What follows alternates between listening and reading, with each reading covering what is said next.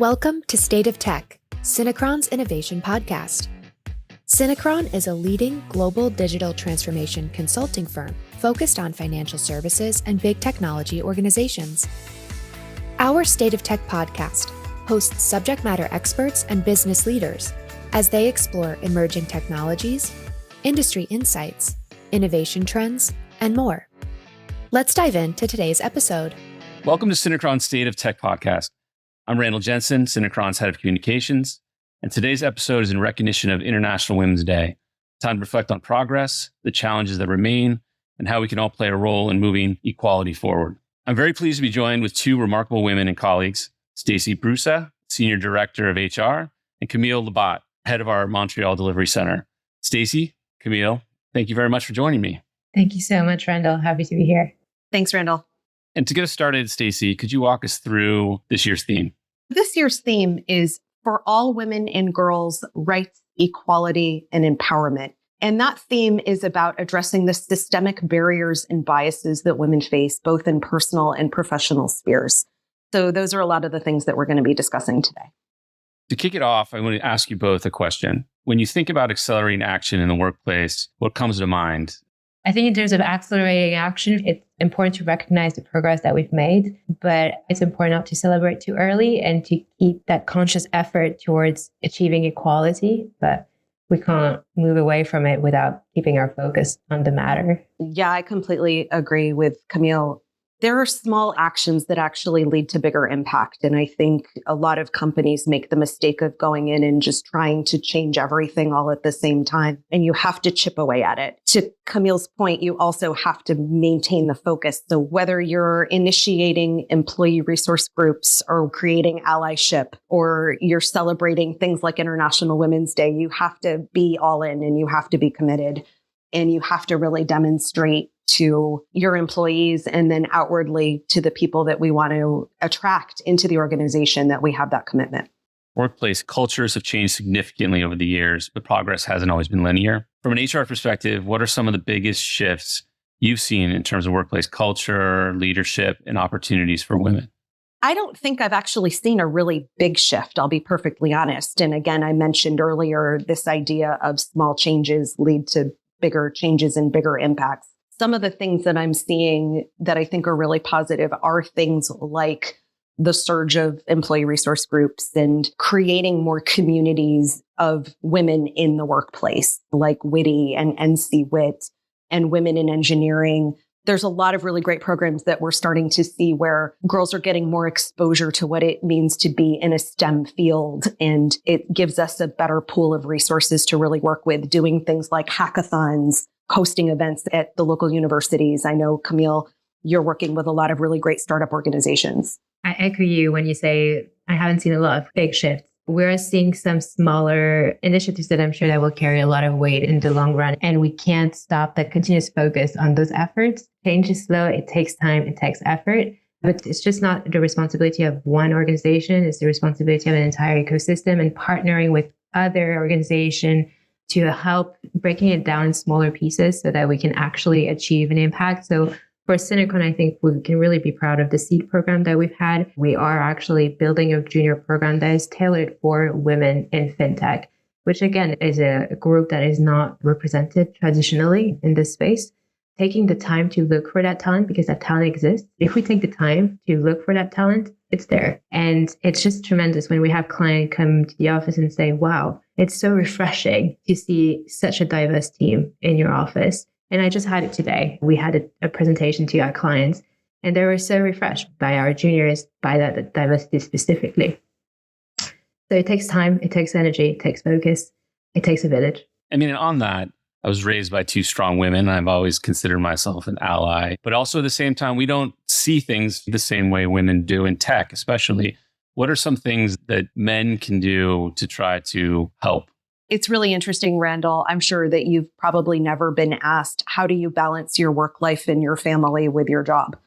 That is something that only women ever get asked. So I think it's recognizing when you're in these types of situations, what are we really asking people? What are we learning from them that really is focused on their skills and focused on their expertise versus perpetuating some of those stereotypes?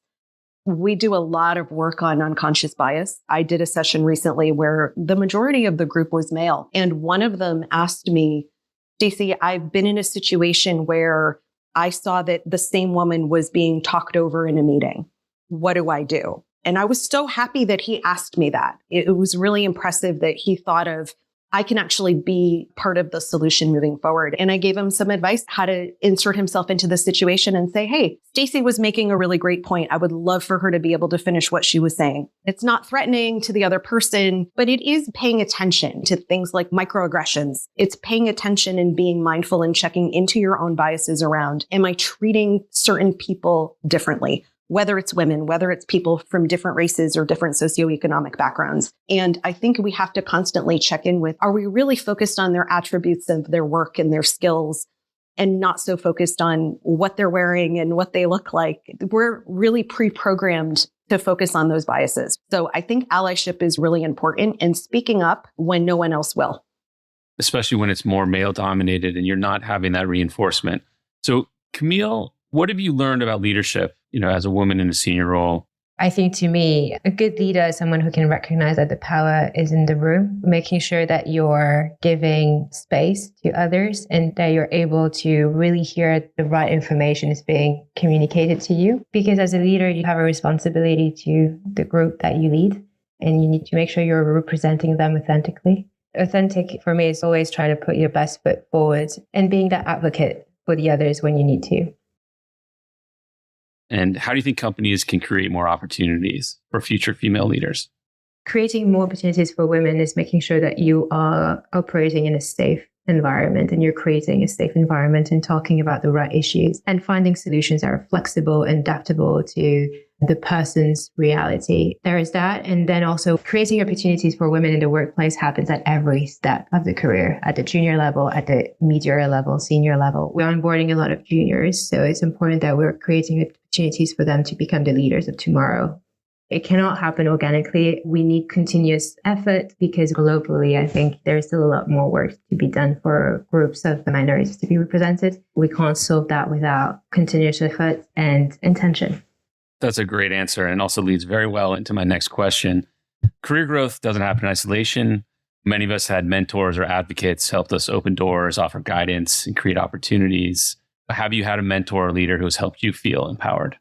I've been really lucky to have some really strong mentors, both men and women. I've been able to seek them out, or they have naturally worked with me as someone who has seen my capabilities. And actually, sometimes more importantly, I've had some great sponsors. And there's a really big difference between mentors and sponsors. Your mentors, they're guiding you, they're giving you the hard feedback. But the sponsors are talking about you when you're not in the room. The sponsors are the ones that are bringing your name forward, that are making recommendations for you to be at the table. And I've been super fortunate to have several of those individuals that have really been my advocate and talk about me when I'm not in the room. And I found myself several years ago looking for a new role. And my old manager from several years ago heard from a consulting firm that I was available. And he called me and said, come and work for me. I don't care what you do. I know you're going to do a great job. And if you want to stay, great. And if you want to just work for me until you find something else, that's okay too. I know you're going to do a great job regardless of what you decide. And I'm happy to have you there. And I'm lucky to have you there. And so having those types of individuals is really critical for your confidence and for your growth. And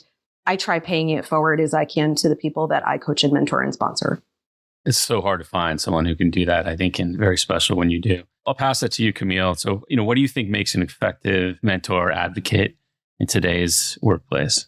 That's a great question. And I'm so moved by the story that you had, Stacy. Mentors have a strong impact on your career or in your personal development. And so I think that comes down to someone who is able to listen and ask the right question, challenge you, and give you immediate feedback.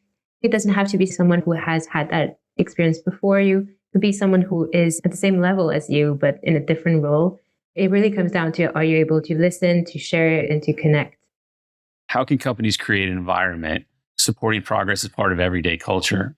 It starts in your own house. You have to really focus in on the group that you have, and you have to work on the best way to nurture and create a community. And I want to go back to a little bit of what Camille talked about. We all need to support each other, whether it's the female population supporting the rest of the female population or the male population supporting the rest of the population as an ally, right? And we have to do it together. And that's the only way that we're actually going to attract diverse talent is if we show our commitment to diverse talent. It's about checking in with our biases. It's about checking in with our policies. There are different needs for different parts of the population. Women are leaving the tech industry in mid-career at an alarming level because it is too demanding and it is taking away from their desire to grow a family. So what kinds of programs are companies putting into place? I'm seeing all of these fantastic organizations emerge that are helping women get back to work by giving them extra training and helping them with interview skills and getting them up to speed so that they can be a better fit for the organization and they're not starting from the back, even though they may have been successful before they decided to start a family. So looking at your policies, looking at your benefits, how are we treating remote work? How are we creating flexibility for people across the board? We recognize men are also primary caregivers in some instances. How are we looking at those programs and distributing them equally and trying to really create an environment where people can thrive, but they can still take care of themselves and they can take care of their families? I think a lot of it is empathy, right? It's just having some self-reflection to listen, think about other people and how you can help. It seems harder than ever. We're all under so much pressure and we're bombarded with so many headlines and information. It becomes very hard to step outside yourself. And I think you just got to work a little harder, especially men, because we have grown up privileged, call it what it is. We've covered a lot today about progress and action. But for those listening, Camille, what's something that they can do right now to help accelerate workplace equality? I would say an immediate short-term goals, definitely check in with your biases. Ask yourself the tough questions. Are you able to see someone for what they bring to the table and not for what you're seeing? But I think long-term as well, and just to jump back a little bit on the points that you brought forward, Randall, DEI, we're doing it A, because it's the right thing to do, but B, because it really works. It helps your team. It helps your business. There is positive returns on having a diverse team that's truly representative of our demographics. And so I would say for the listeners going back to their day-to-day is really ask themselves the questions, do I believe in it? And if I don't, why? And engage in this conversation, challenge yourself. There is so much merit in having a representative team. It will challenge the way you think. It will bring more perspective to the table.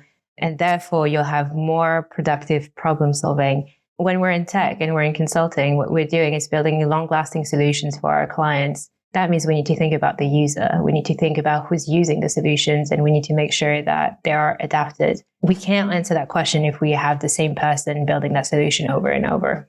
And that comes back to empathy and being able to put yourself in someone else's shoes, but you need to be also able to have that other person build that solution with you. I'm really glad you brought up empathy and EQ because that can actually be grown and developed. Having self-awareness, having situational awareness, being a voice for others, creating support. There's a book that I give to my mentees. It's a really lovely little book called The Nibble Theory and the Kernel of Power. And the introduction to that book says, lighting someone else's candle doesn't steal your own light. If I boost you up, it doesn't diminish me in any way. And I think there are a lot of people who feel threatened and feel like giving that light to someone else is going to take away from them, and it doesn't. Camille and I can have a really healthy competition about something, but at the end of the day, I need to see her thrive because it's good for us and it's good for business and it's good for our relationship. And that level of support and that level of allyship is really important in terms of making sure that we're showing up for each other. Because if we show up for each other, people will want to come and work for us. And clients will want to come and work for us if we're showing up for each other, because it also means we're showing up for them. I agree. This has been such a great conversation. I think it's a very important one. And I think it's not spoken about enough. And so thank you both for your time, Stacy and Camille, and sharing your very excellent insights and experiences. And to our listeners, thank you for tuning in. Thanks for listening to the Synchron State of Tech podcast. Don't forget to like and share this episode and subscribe to stay up to date on all of the latest and innovative technologies savvy businesses need to know about. To learn more about Synchron, head to our website at www.synchron.com. Stay tuned.